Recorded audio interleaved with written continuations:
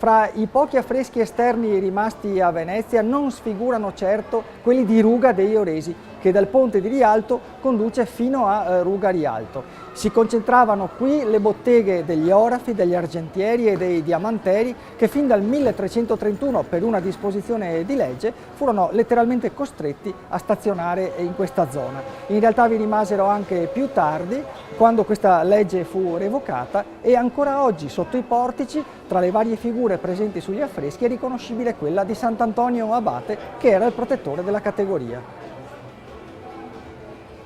Sotto questi portici nel 1532 gli orafi Caorlini forgiarono uno dei gioielli più straordinari della storia. Si trattava di un copricapo formato da 4 corone sovrapposte, tempestato di gioielli, che fu acquistato da Solimano il Magnifico per la cifra astronomica di 115.000 ducati, ovvero la metà esatta delle esportazioni veneziane di quell'anno. Fatti pochi passi raggiunto Campo Rialto Novo, si può ammirare tutto ciò che rimane della loro antica scuola di devozione, ovvero una inferriata posta sopra una porta che reca ancora 2 lettere, S-O, ovvero Scuola degli Oresi.